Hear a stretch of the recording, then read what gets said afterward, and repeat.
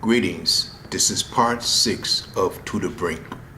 Part 5 ended with the king's men, out of jealousy, persuaded the king to sign a decree that caused Daniel to be cast in the lion's den. We're going to start at Daniel 6:16. Then the king commanded, and they brought Daniel and cast him into the den of lions. Now the king spake and said unto Daniel, Thy God whom thou servest continually, he will deliver thee. And a stone was brought and laid upon the mouth of the den. And the king sealed it with his own signet, and with the signet of his lords, that the purpose might not be changed concerning Daniel. Then the king went to his palace and passed the night fasting. Neither were instruments of music brought before him, and his sleep went from him. Then the king arose very early in the morning and went in haste unto the den of lions. And when he came to the den, he cried with a lamentable voice unto Daniel.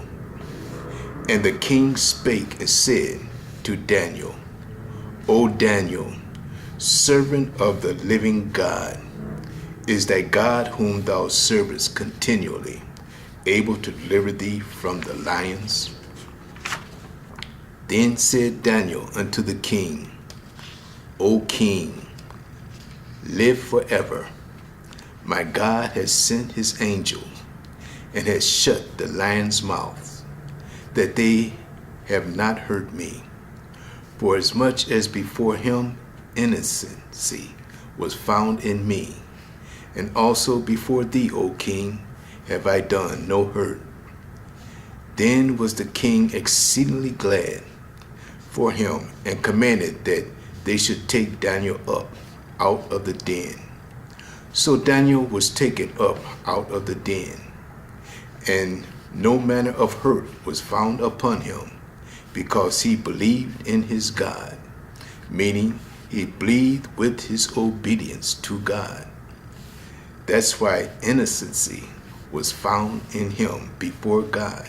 Continuing, and the king commanded, and they brought those men which had accused Daniel, and they cast them into the den of lions, them, their children, and their wives, and the lions had the mastery over them, and break all their bones in pieces wherever they came at the bottom of the den.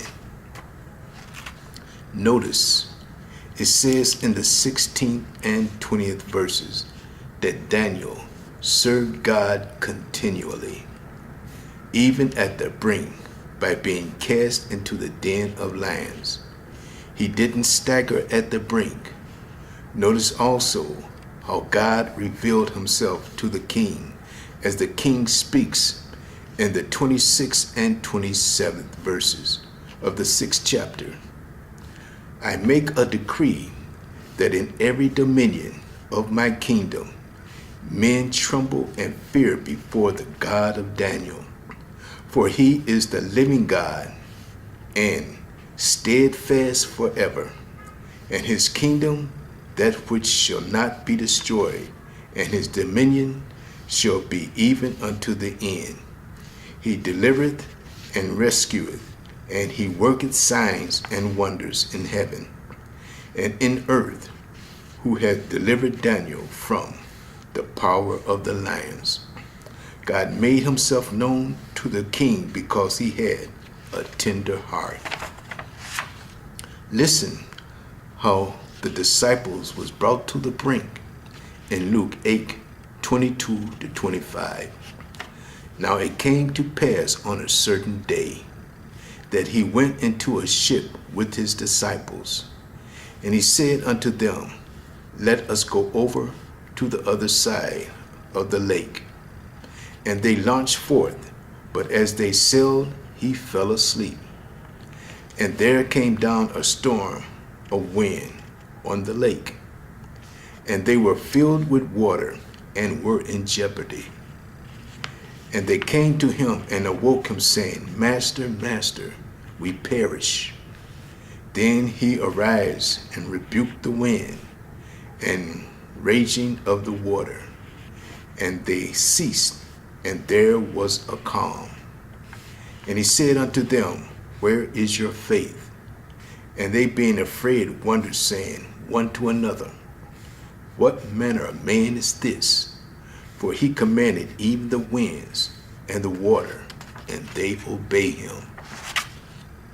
Jesus asked them, Where was their faith? Because he said in Matthew 4:19, He said unto them, Follow me, and I will make you fishers of men. He wanted them to have faith to know nothing was going to happen to them until they have finished their ministry of being fishers of men. We're going to stop here and start part 7 of To the Brink. Catch part 7. Thank you.